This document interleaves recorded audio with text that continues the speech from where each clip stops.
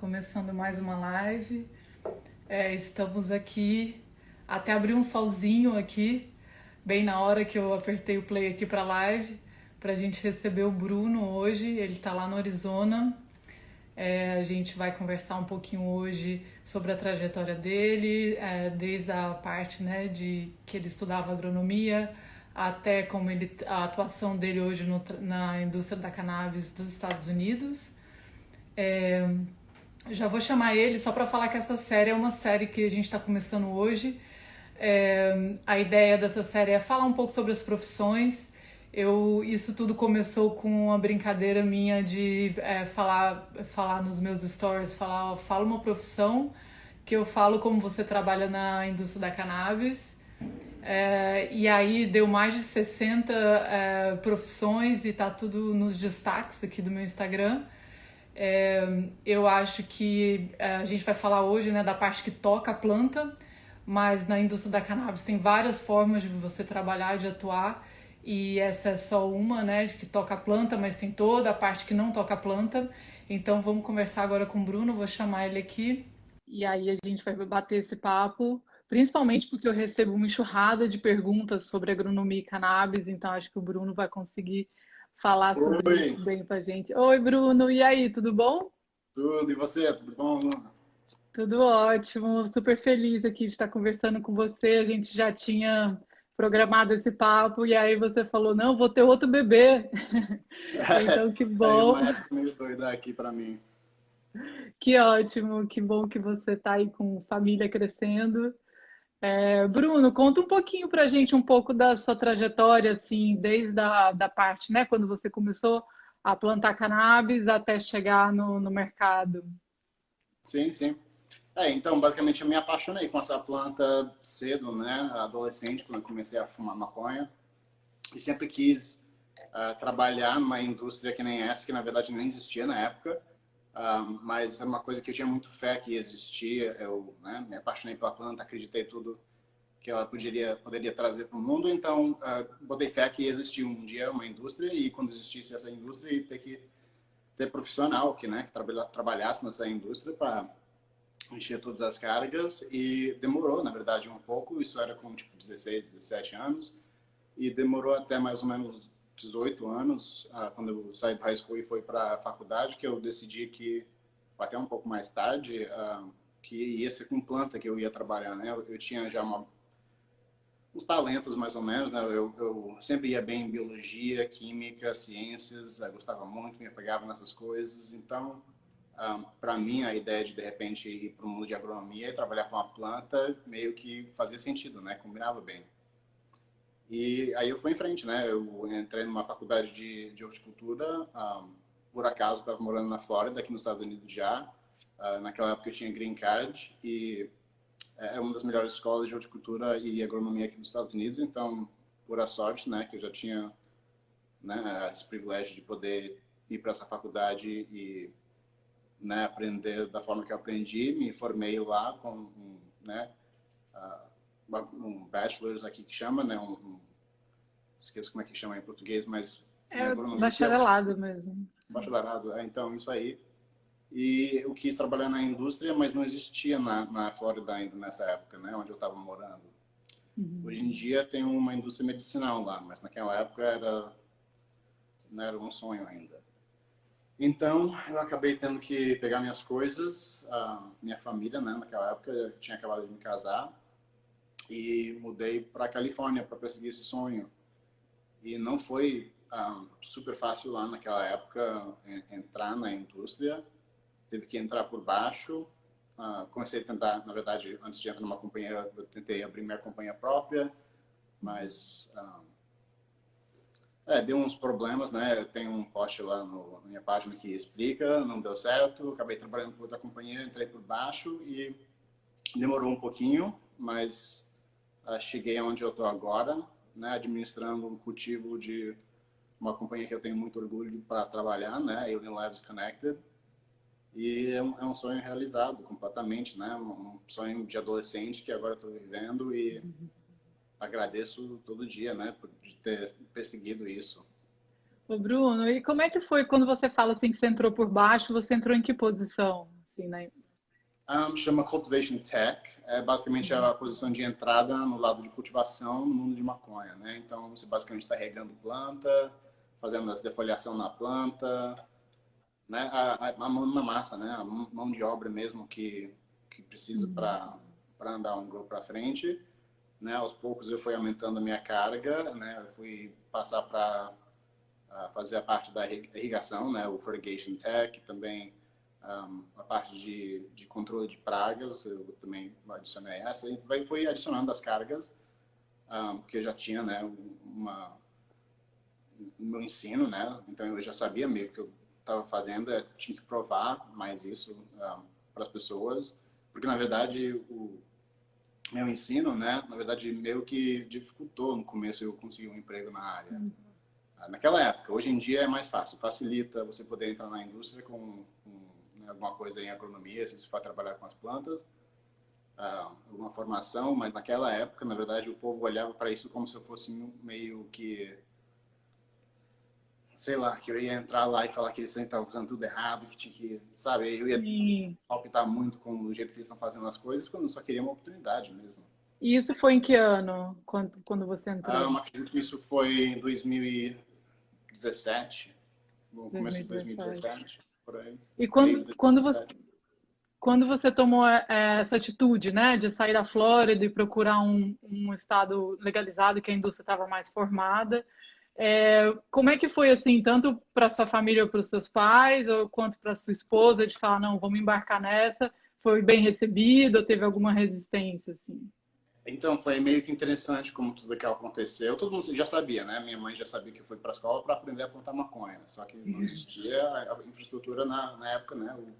Para eu poder trabalhar. A minha esposa também, eu já fumava o dia inteiro todo dia, então não era surpresa para ela que eu queria isso. Mas naquela época, depois de sair da faculdade, eu estava trabalhando com uma companhia de landscape, de instalação. Era a única profissão que eu podia fazer com minha área lá onde eu morava. E era uma companhia muito conservadora, né? De jeito nenhum que eles podiam saber que eu fumava, muito menos que ia plantar maconha. E um dia teve um acidente de trabalho, que um equipamento caiu em minha mão e teve que ir para o hospital.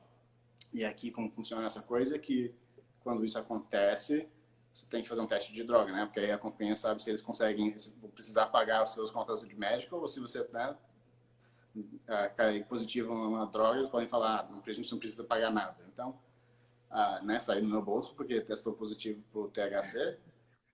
E, né, teve que voltar lá para conversar com o meu chefe depois de tudo e ele perguntou, né, ele falou, meio que deu uma opção.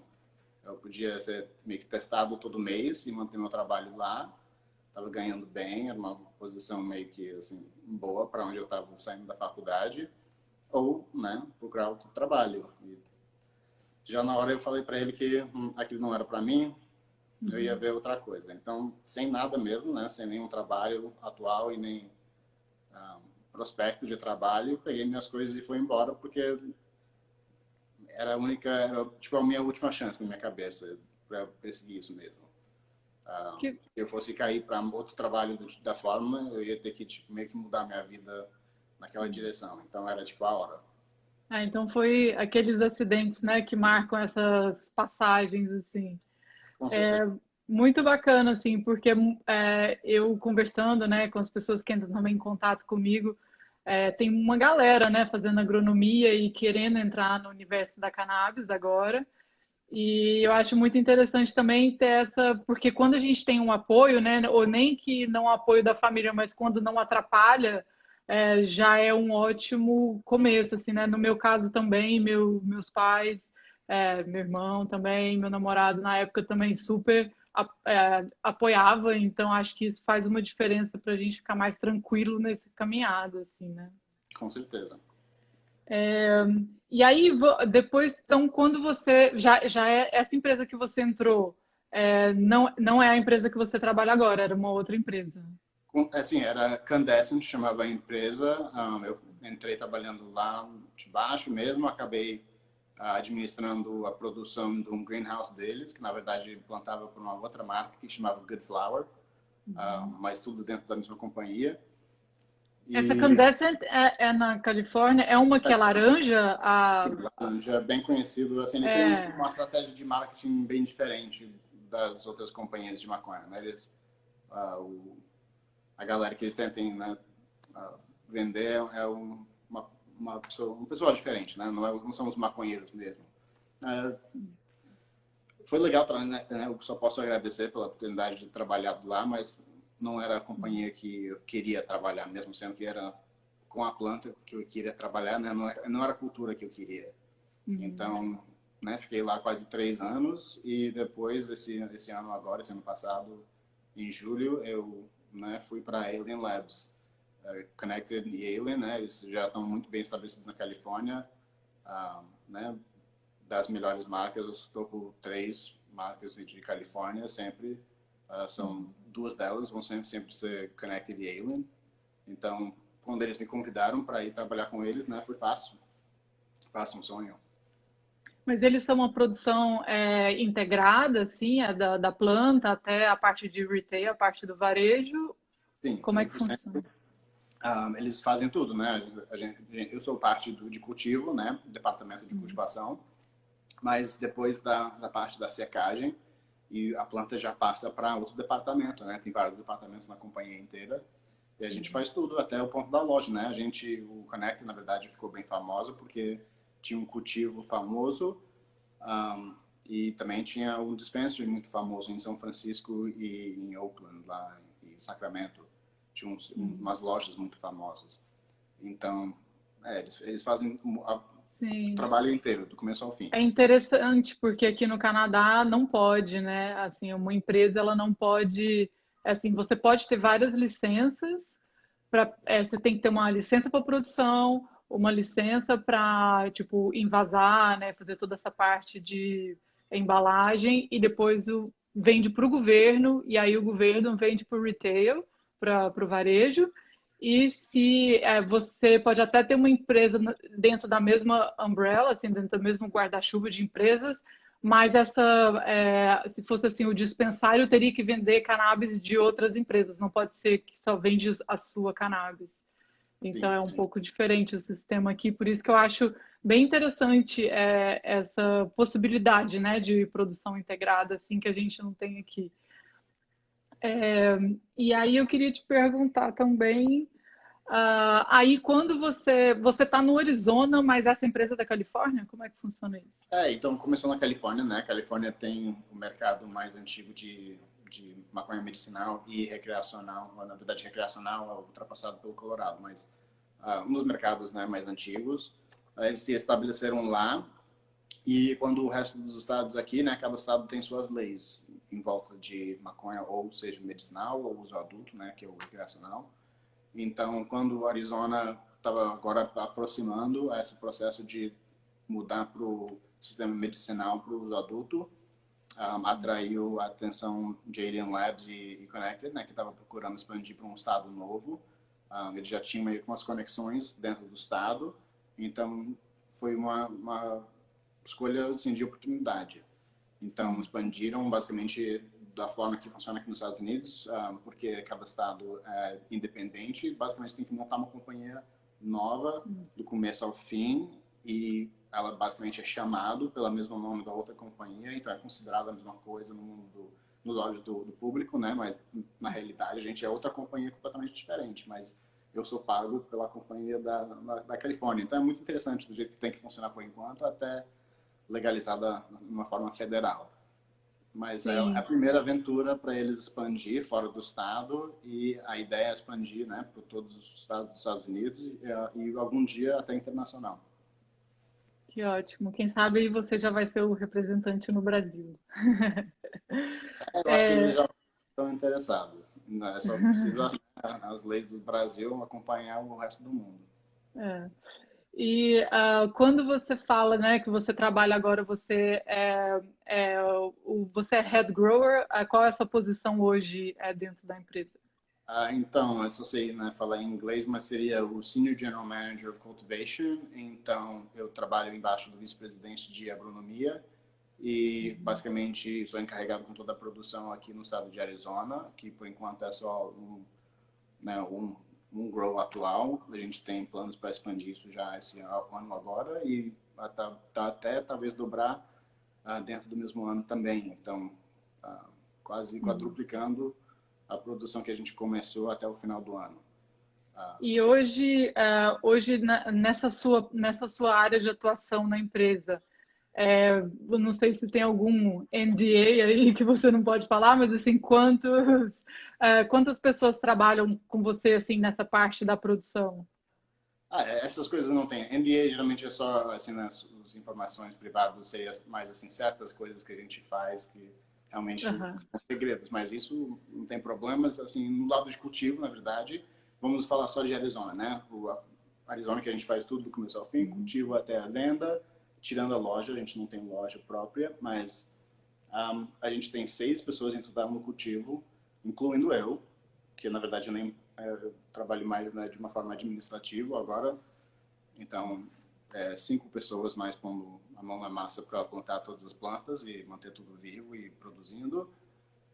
E só no lado de trim e produção, por exemplo, tem 20 pessoas, né? Porque é muito mais trabalhoso, muito mais tempo que, né, precisa para passar pelos processos.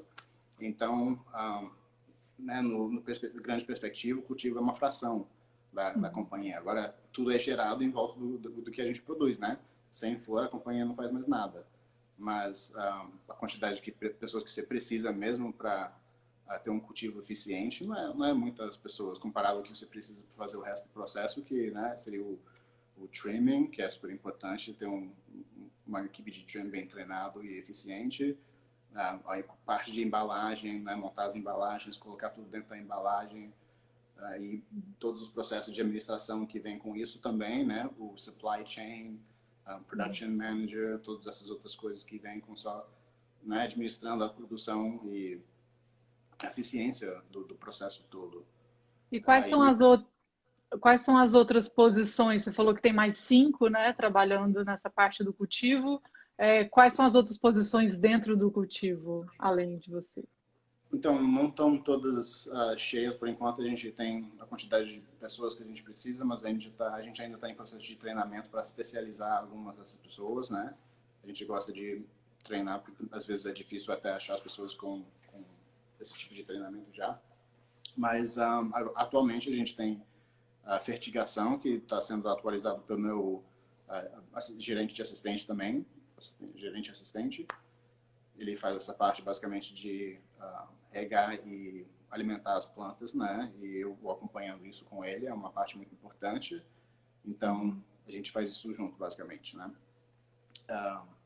Tem a parte geral que a maioria da galera que é o Simple Cultivation Tech, que nem eu falei, eles só ficam, no nosso caso, não regando as plantas, que a gente não rega nada à mão, mas fica fazendo a manutenção, né? As podas, defoliação, essas coisas basicamente simples, mas também exige um pouco de experiência e, né, sabedoria, mas são muito trabalhosos e a gente precisa toda hora, né? Sempre tem alguma planta lá na fase de poda e defoliação, então nunca acaba esse trabalho. Então tem que ter sempre pessoas especializadas só basicamente fazendo isso o dia todo. E alguma hora a gente vai chegar a ter o IPM Tech, né, que é a pessoa que é encarregado com manejar as pragas. Por enquanto, isso, né, eu que estou fazendo planejamento e as pessoas, Cultivation Techs normais estão fazendo isso, enquanto a gente está treinando alguém específico para ocupar essa posição. Provavelmente isso vai ocorrer quando a gente expandir mais, né, e a gente ter mais pessoas lá mesmo. E também a pessoa que cuida da nursery, né, é uma posição especializada também no cultivo. É uma pessoa que basicamente somente cuida das mães, dos clones e da parte da vega, para ter certeza que, né, sempre vai ter a mãe nova, tudo isso está sempre sendo feito do jeito certo.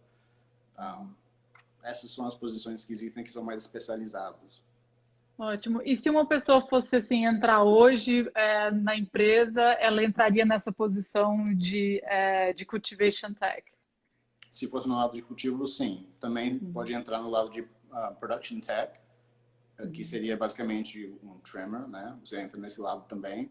Poderia entrar na companhia dessa forma e também até mudar para cultivation, né? Tem muita gente que entra no trim, mas na verdade eles sempre queriam fazer o cultivo, mas esse era o único jeito que eles conseguiam entrar na companhia, né? Porque nem eu falei, só tem 5 vagas, além da minha vaga lá de cultivo, e tem 20 vagas de trimmer. Então é mais fácil às vezes entrar lá dessa forma, só para colocar, né, o seu pé para dentro. Aí quando você está lá, vai conversando com uma pessoa que administra o cultivo, né? Tentar entrar lá quando está precisando de uma ajuda de vez em quando. Aí vai, né? Quando chega a hora de expandir, ou sei lá, alguém está saindo do trabalho, precisa enviar essa vaga com outra pessoa, eles já sabem que você está lá com interesse, já tem uma experiência, sabe? Então, às vezes, facilita para a pessoa poder pular para o cultivo e também vice-versa. Se por acaso a pessoa está no cultivo e, na verdade, queria fazer outra coisa lá na companhia, pelo menos estando lá, você tem essa oportunidade. Eu sempre falo aqui, né, que o meu trabalho com educação é aqui na parte de varejo, né, do mundo dispensário, e eu sempre falo para as pessoas que querem entrar, né, no mundo da cannabis em geral, que entrar numa posição inicial, né, que seria tipo essa que você falou de trimmer ou essa do Cultivation Tech, é uma forma de você estar dentro da indústria, a partir disso ter contato e conseguir, como você falou, subir, né, e ir para a área que você sonha assim mesmo, né? E muitas vezes nesse meio do caminho a gente muda de sonho, né? Tem gente que entra achando que quer uma coisa e muda de ideia. Com certeza, muita gente que eu tenho, gente que o indivíduo que entrou até formado em agronomia, entrou no cultivo, mas ele por acaso se dava muito melhor na área de compliance, né? Que eu acho que é o que você diz do varejamento, né? Ele era muito bom com o computador, com planilha, com essas coisas assim, e ele meio que gostava de fazer essa parte. Então ele acabou se transferindo para lá. Por acaso isso é uma área também que está em muito demanda, muito mais até do que o cultivo. Então ele conseguiu se acelerar e está numa posição muito melhor hoje em dia e se dando muito bem na vida, porque ele simplesmente trocou de lado, mesmo sendo que ele, né, foi treinado em agronomia, ele ainda trabalha muito perto com as plantas, mas de uma forma diferente, de uma forma que, né, as habilidades dele eram mais úteis. Muito legal isso. Hoje na parte lá do cultivo da empresa, vocês têm algumas salas ou é uma grande sala? Como funciona a estrutura, assim? Atualmente a gente tem 8 salas de flor, uma sala de vega e uma sala de mãe.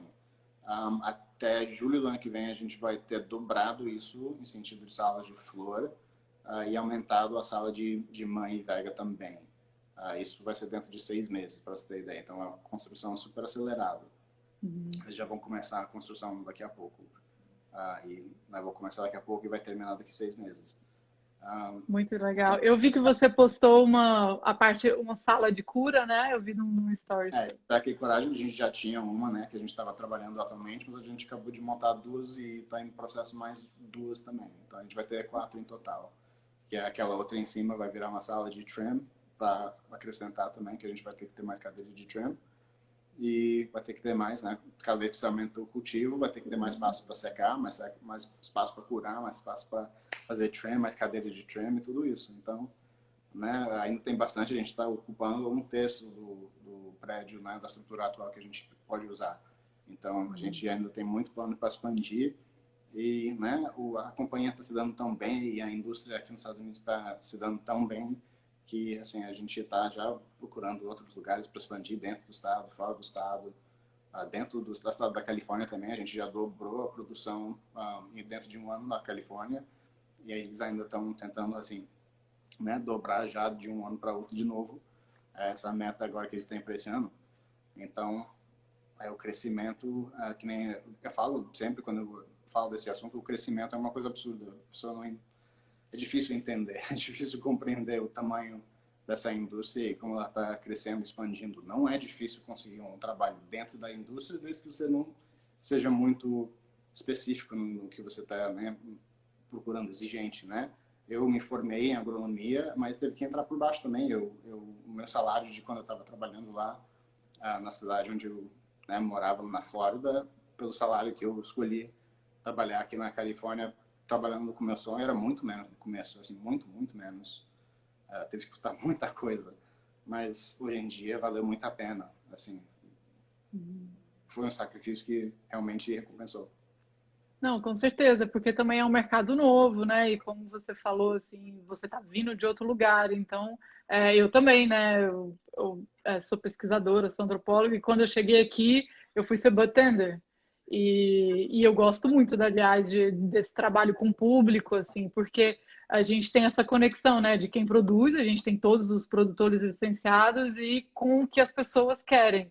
Então, essa coisa de você conseguir entregar um produto que a pessoa precisa e depois ela se sentir bem e como funciona essa conexão, e é o bartender que faz isso, então eu acho essa posição muito legal. Mas isso também, né? Assim, você tá numa posição super iniciante, você já não tem 20 anos, então é, é isso que você falou, você desce um degrau para depois conseguir subir, ter contatos e ter uma visão também mais ampla, né? Porque igual hoje você administra essas pessoas que estão fazendo esse trabalho né, inicial, você também já teve ali, você sabe como funciona aquilo, então eu acho que isso também só agrega e te dá mais conhecimento, né? Ajuda muito no trabalho dia a dia. Eu já tendo trabalhado na mesma posição que minha equipe, né? Tudo que eles já fizeram, eu já fiz várias vezes. Então, com certeza, ajuda muito ter passado por aquilo. O que mais que eu ia te perguntar sobre... eu queria te perguntar uma coisa que eu, aqui no mercado do Canadá, eu tenho muita dificuldade de ter acesso aos certificados de análise das plantas e dos produtos que a gente tem aqui. Ainda não é obrigatório, eu sei que como chama lá, Las Vegas e Nevada, eu sei que é obrigado a ter no rótulo, na Califórnia não é, mas já tem empresas que fazem. E como é que é aí no Arizona? Vocês têm essa relação com os laboratórios? Como funciona? Então, desde 2 anos atrás, acredito que já passou uns 2 anos, na Califórnia também, agora é obrigado tudo ser Ai, imprimido no rótulo. Isso acho que 2018 que começou esse processo. A Arizona foi esse ano que eles começaram a obrigar que você tem que testar os produtos. Isso né, cada estado é diferente. Essa coisa aqui nos Estados Unidos que cada estado faz a sua lei um pouco diferente para fazer meio que um teste de como é que vai funcionar um dia o federal quando passar. E eu acredito que vai ser todo né, obrigatório, você vai ter que passar um teste de de várias coisas, não só de THC, canabinoide, terpenos, essas coisas assim, mas os fungos, essas coisas assim, os micróbios que podem estar lá na flor também, agrotóxicos, um monte de produto que pode ter sido passado na planta, tudo isso vai ser obrigatório em todos os estados um dia, né, passar antes de poder vender a flor. Aqui era a parte mais difícil da gente entrar nesse mercado aqui na Arizona, porque já que eles não estavam requerindo que ninguém fazia teste, os laboratórios não estavam muito bem equipados para quando, de repente, esse ano, de repente, eles passaram uma obrigação que todo mundo tem que testar tudo. Então, a gente estava meio que esperando um mês quase para testar tudo, para poder lançar na loja os produtos, que é um sim. absurdo, né? É muito tempo para passar desde a hora que a gente conseguiu tirar uma amostra para mandar para eles até poder colocar um rótulo no nosso produto para ir depois poder começar o processo para levar para a loja. Então, hoje em dia isso já melhorou um pouquinho, né? Que já passou uns meses, eles adaptaram um pouco. Então, está demorando 1 a 2 semanas, mas é uma coisa que com certeza todo mundo vai requerir. Hoje em dia ainda está, né? Cada estado tem o seu jeito, mas está indo nessa direção. Não, quando eu falei que, eu acho que eu me falei mal, mas quando eu falei que aqui não é difícil ter acesso, aqui é obrigado, né, pela lei federal de ter, e eu sei que na Califórnia também, mas não é obrigado a colocar no pacote, é obrigado a colocar só o perfil de canabinoide, mas não de terpeno. E aí, há 2 semanas atrás, foi a primeira vez que eu peguei uma embalagem que tinha um perfil de terpeno, quase chorei. E assim, porque uma parte do meu trabalho aqui é pesquisar os produtos, porque a gente tem 500 produtores licenciados no Canadá, e aí imagino o quanto de produto que tem, e a gente quer sempre ter os melhores, então eu faço uma parte desse meu trabalho é pesquisar os produtos, e para isso a gente precisa do certificado de análise, né? Claro. E aí eu queria te perguntar isso, assim, na produção de vocês, assim, o que você entende como uma flor de qualidade, assim, porque isso é uma coisa que eu, tanto com o meu trabalho aqui de treinamento com os bartenders, quanto também do meu curso que agora eu estou fazendo com o pessoal do Brasil, eu sempre quero marcar essa parte, assim, de do que é qualidade e do que é segurança, né? Que seria nessa parte, né, dos metais pesados, pesticidas, quando a gente fala de flor. Mas eu queria te perguntar isso assim, para você, quando você vê uma flor, quando você analisa, ou quando você fala, não, essa flor aqui tem uma grande qualidade, quais são os critérios assim que você pensa assim? Bom, eu acho que existem dois critérios separados, né? O critério de você ver essa planta como um remédio, que você não quer muito dela, além do, tipo, um alívio de algum problema, alguma coisa assim, ou simplesmente quer um efeito mais básico. Aí a resposta seria uma planta, que nem você disse, segura, limpa, que foi plantado de uma forma, sabe, cuidadosa. Isso já é o simples para ser um produto de qualidade. Agora, se você quer falar do mercado, aí quem determina a qualidade são as pessoas que estão gastando dinheiro comprando o produto, né? É isso que determina a qualidade. É isso que a gente vê, tipo, na Califórnia e as tendências no mercado em outros estados que seguem as tendências na Califórnia, né? Quem manda é quem o povo está querendo comprar. Então, tem várias marcas lá que produzem uma flor de alta qualidade no sentido de, né, cheiro, sabor, conteúdo de canabinoide, mas se eles não têm um produto que o povo está procurando, que nem qualquer outro produto, né, no mundo capitalista, se você tem um produto que todo mundo está querendo, é aquilo que é o considerado produto melhor. Então, hoje em dia, né, meio que o que determina um produto bom é a mídia, né, na verdade, o que o povo está querendo, como é que chama, as trends, né, as modas do mundo de maconha e de cultivo também. Mas Tipo, não, eu consideraria uma flor deliciosa para eu fumar, umas coisas que eu já plantei na minha vida que eu amei, adoraria poder plantar, nunca conseguiria vender no mercado. Então, como é que eu posso falar ao mesmo tempo que aquilo é uma maconha boa, né? Tem dois critérios diferentes.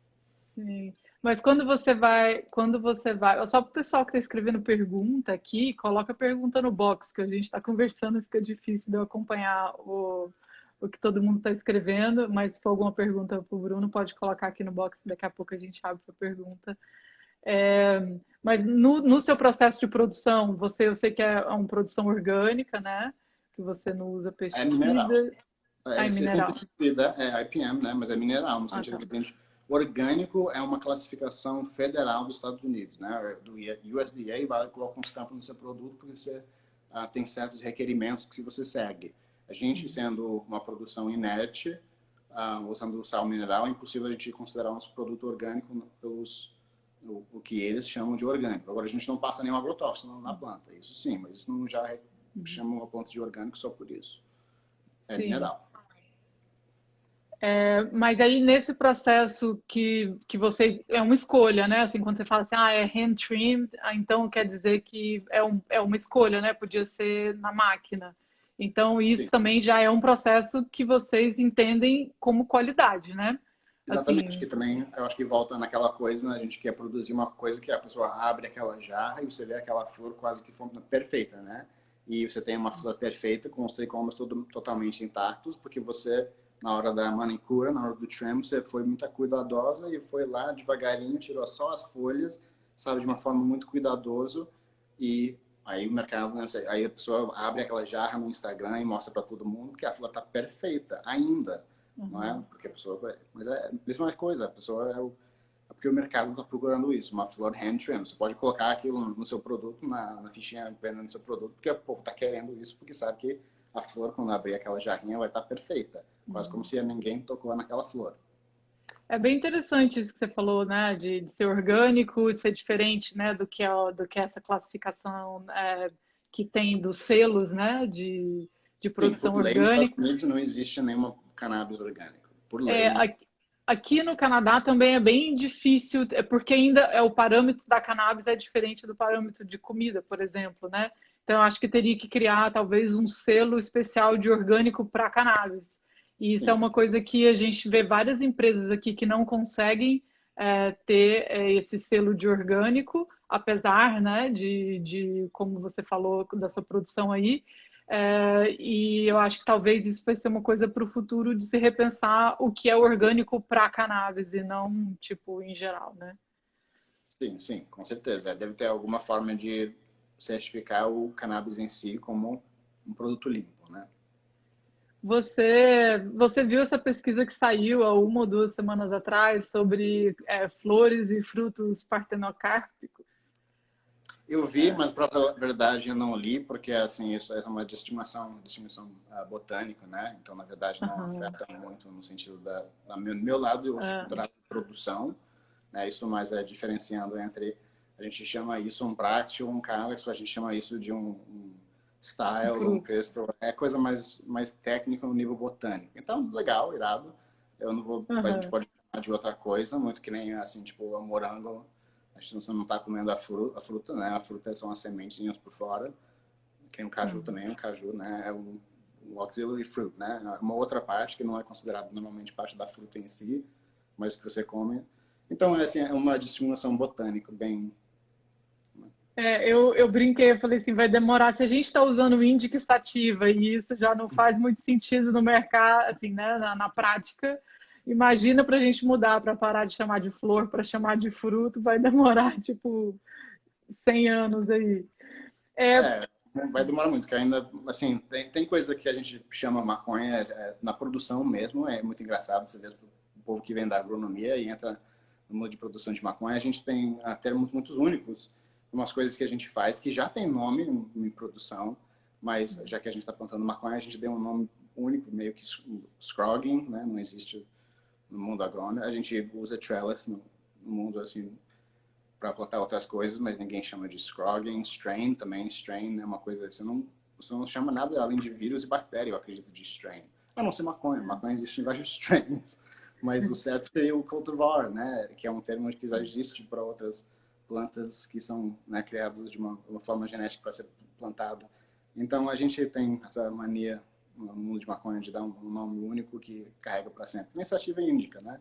Hoje em dia, a sativa índica não é de uma ação mais genética, né, da família da planta, mas é mais sobre o efeito. Então, pode ter uma família com vários parentes muito sativa, mas no final dá um produto índica, porque o perfil de terpenos dá um efeito mais sedativo, que você fica mais vontade de dormir, ficar sentado. Então, hoje em dia, aquilo é chamado índica, mesmo tendo uma linhagem mais sativa, né? Quando originalmente isso era mais baseado na espécie e na origem da planta.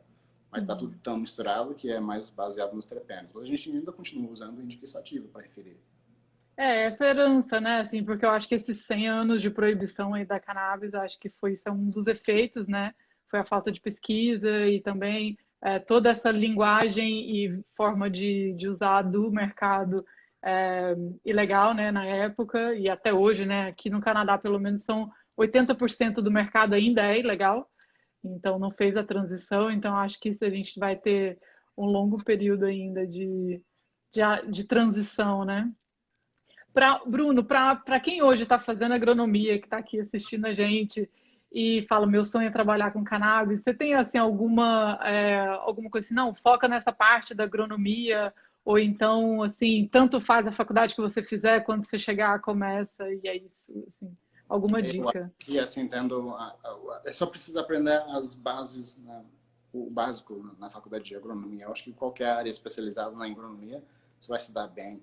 Ah, eu já vi várias pessoas de áreas diferentes no mundo de agronomia, tipo, até no mundo, tipo, o lado mais econômico, não sei, resource economics, Uhum. né, desse lado também se dá muito bem em produção.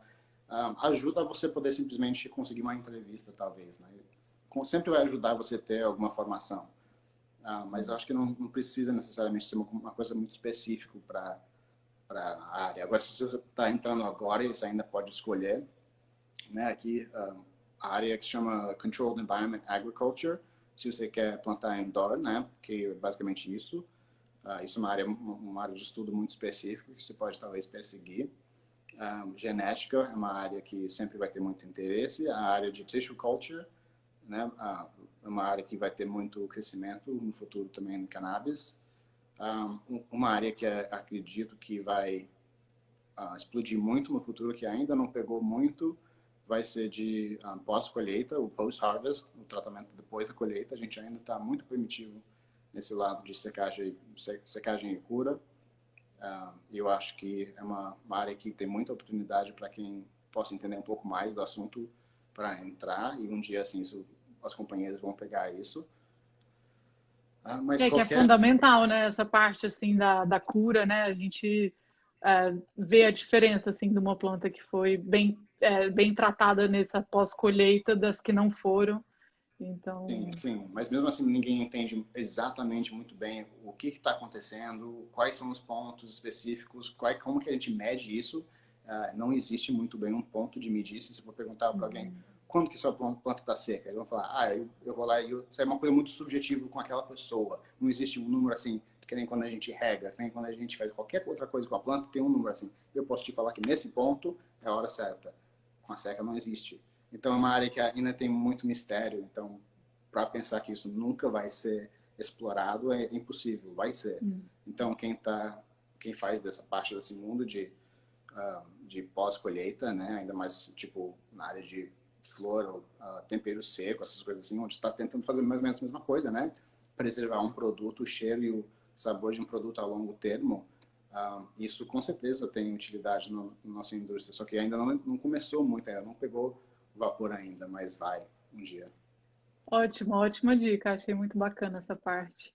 Porque é uma coisa que a gente vê, eu pesquisando os produtos aqui, eu vejo que cada empresa faz de um jeito diferente. E aí eu faço uns questionários assim para passar para as empresas e assim é muito engraçado a diversidade de respostas, né? De quanto tempo de cura, como é esse processo. Então é bem bacana isso que você falou. Eu vejo que também nos seus posts você coloca, você tem um quadro, você, né, explica para as pessoas que trabalham com você. Eu queria que você falasse um pouco dessa parte de educação, assim, como você dentro da empresa faz essa parte de educação. Então, é há pouco tempo e não tem muitas empresas que nem a nossa que estão começando a fazer isso, né? Muitas empresas ainda estão funcionando à base assim, do conhecimento tradicional, né? Pessoas que plantaram a vida inteira, mas talvez não sabem muito do lado da ciência, sobre o que eles estão fazendo e talvez estão tendo bastante sucesso, mas com isso falta um pouco. E qualquer pessoa que trabalhou talvez com alguma produção, como é que chama, no mercado mais tradicional, né, no mercado ilegal, A gente chama de pode legacy falar market aqui. no black market, você Legacy. sabendo que, né, você vê que não tem muita oportunidade para crescimento. Você está lá para ou fazer um trim, para ajudar o cara, mas é o cara lá que está plantando. Você nunca aprende nada, é meio que um segredo, o cara nem quer mostrar nada para você. Você só está fazendo a sua parte, recebe o seu e sai, vai embora.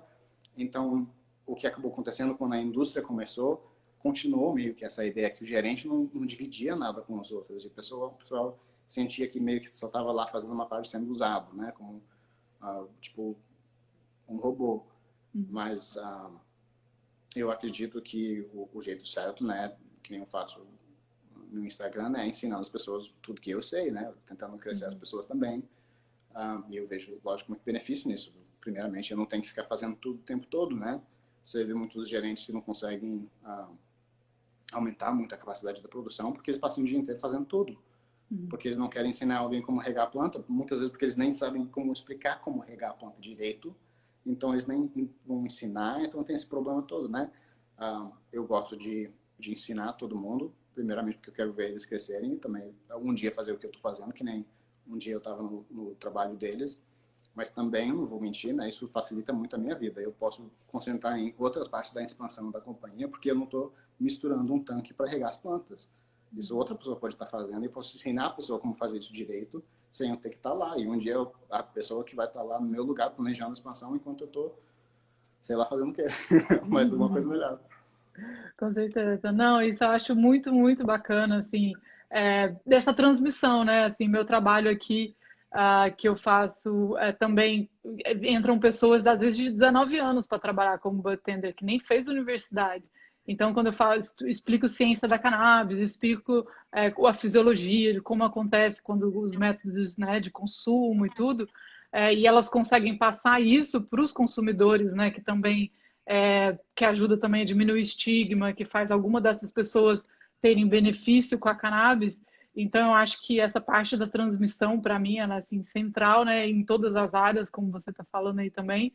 E eu fico muito feliz assim de ver o seu trabalho e de ver assim também no Instagram, né, que essa parte de educação também para as pessoas que não têm acesso, ou igual isso que a gente está falando aqui, né, de saber como funciona isso, e poder sonhar, né, que um dia entrar no mercado assim, eu acho que isso é generoso e acho super importante esse trabalho. E tem muita gente procurando, né, não sei em relação que para mim, assim, que eu brinco que eu sou grower de varanda, assim, porque ou então de armário, que é o que eu faço no inverno, mas assim, fora isso, tem uma galera que me pergunta um monte de coisa que eu não sei, porque o meu é super intuitivo e também assim, de seguir pessoas igual você. E aí eu tenho uma lista assim de 6 pessoas daqui do Instagram que quando me perguntam assim, que lâmpada tal, não sei o que, eu falo, vai lá, pergunta pro Bruno, que ele responde. Assim, eu acho que com certeza é uma das perguntas que eu recebo mais, como que eu posso trabalhar com vocês, e eu garanto que assim, se pudesse eu contrataria todo mundo, né? Eu adoraria assim importar o povo do Brasil para vir trabalhar comigo, para ensinar e trazer isso de volta para lá, assim. Mas infelizmente aqui nos Estados Unidos tem esse requerimento que você precisa ter um green card ou cidadania para trabalhar na indústria, então dificulta, mas realmente mesmo só quando a gente posta um trabalho para Trim aqui nos Estados Unidos no Indeed, né, um site de trabalho aqui, a gente, acho que a última vez que a gente postou, recebeu tipo 800 aplicações em um dia. É uma coisa Uau! absurda, absurdo a quantidade de pessoa daqui que tá, sabe, fazendo de tudo para poder colocar o pé dentro da indústria. Porque Eu olhei aqui, né? tá acontecendo. Hã? Pode continuar. Não, assim, o povo vê que está crescendo e é assim, das melhores oportunidades que tem por aqui, na verdade. Se você for trabalhar para entrar no Cultivation Tech One, né, para entrar para trabalhar no cultivo puxando folha, a única outra opção de que você tem de trabalho com esse mesmo nível de educação é tipo trabalhar no McDonald's, trabalhar no supermercado, numa loja de roupa, alguma coisa assim, ganhando provavelmente até menos, com uma coisa que você não tem interesse. Então, é uma oportunidade ótima para as pessoas. Ah, com certeza. Assim, eu olhei, acho que foi sexta-feira no Indeed aqui para ver aqui no Canadá as posições na indústria da cannabis. Só que em BC, em British Columbia, onde eu tô, tinham mais de 800 vagas na sexta-feira passada, assim, abertas para quem quiser trabalhar. E com a diferença, né, que aqui no Canadá é fácil vir, assim, para quem, né, visto de trabalho é muito mais tranquilo aqui porque eles têm uma política, né, de imigração aqui no Canadá bem aberta, então também é uma boa possibilidade Canadá. E eu vou abrir aqui para algumas perguntas. Pode ir falando, Bruno. Mas é isso aí. Se você conseguir entrar mais fácil no Canadá, qualquer experiência na indústria já aprendendo qualquer coisa acrescenta, né? Só colocando seu pé para dentro da indústria, aonde for, melhor do que nada. Com Tem que aguentar certeza. o frio de Canadá. Pô, mas olha isso aqui, tá um solzinho. Maravilhosa. Sexta-feira aqui fez 11 graus. Eu tô no, tipo, aqui em BC é tipo assim, o paraíso do Canadá. Lá em Ontario tá tipo assim, -40 e aqui tá tipo 11 graus. Então a Uau, gente tá bem. Ô, legal. Bruno, então eu queria te agradecer. A gente tá indo aqui para a parte final aqui da nossa conversa. Eu acho que isso você conseguiu elucidar assim um caminho, porque eu acho que muitas vezes as pessoas ficam focando em algumas coisas e não tem muita noção da realidade. Então eu acho que esse papo nosso traz um pouco do que é a indústria, né? De quais são as possibilidades verdadeiras de se trabalhar com isso, principalmente nessa parte de cultivo que a galera ama. Então, eu quero te agradecer muito e quero também que você fale um pouco assim dos seus planos futuros. Assim, você falou um pouco de expansão. Você tem vontade de trabalhar com o Brasil? Fala um pouquinho assim dos seus planos futuros.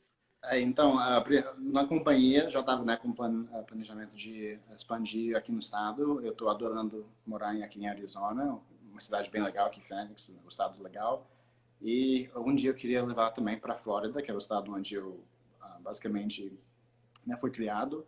Então, meio que saindo da Flórida para voltar para lá, trazendo, né, Connected e Alien, seria tipo uma conquista enorme para mim. Então, isso também é parte dos meus sonhos.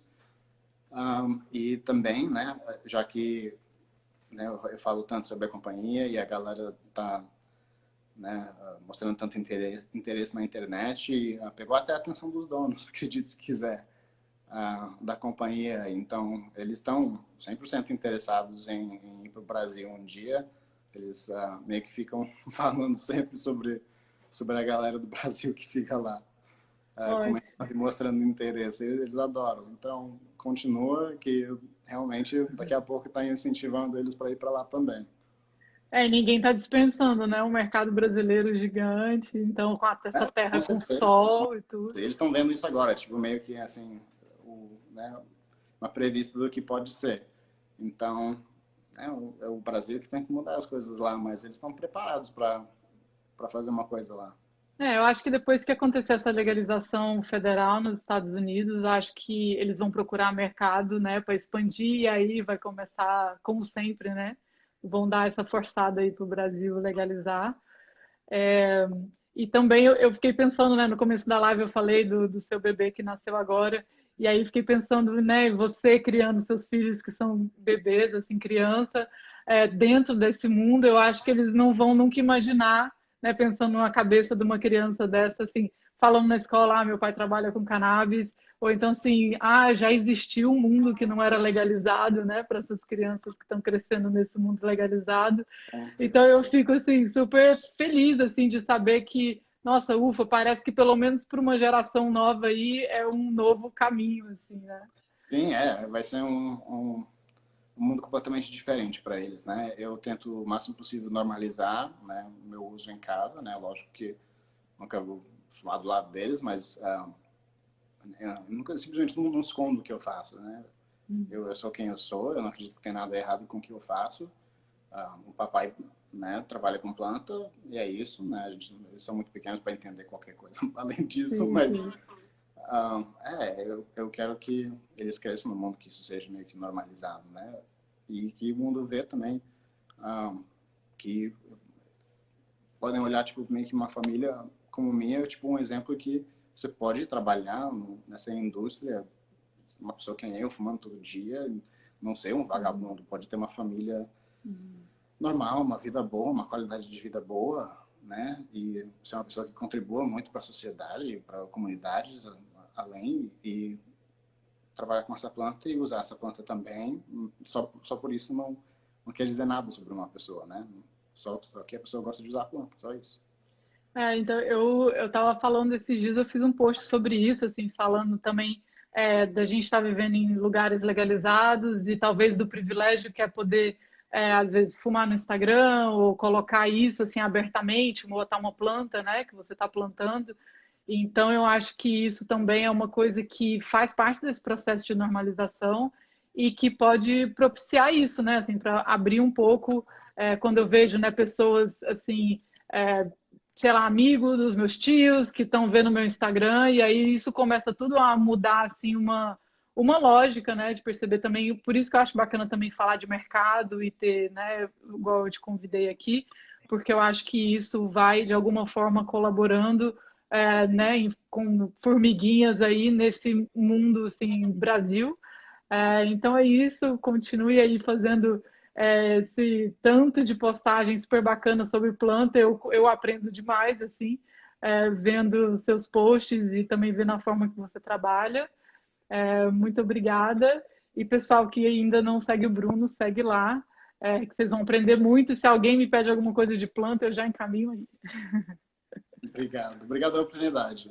Realmente foi divertido. Eu sempre adoro falar não só da planta, mas, que nem eu falo, essa é uma das perguntas que eu recebo mais, né? Como que eu posso fazer o que você faz? Né? Muita gente estudando agronomia, né? Querendo fazer o que eu faço. E, né? Eu dou todo o apoio no mundo que eu posso, né? Para ajudar você, direcionar as pessoas. Eu acho que isso é super importante, as pessoas entenderem como que eles conseguem entrar na indústria e que existe um futuro que vai existir também no Brasil um dia, vai existir no mundo todo. Essa indústria ainda tem muito para frente. Está sendo uma viagem muito louca.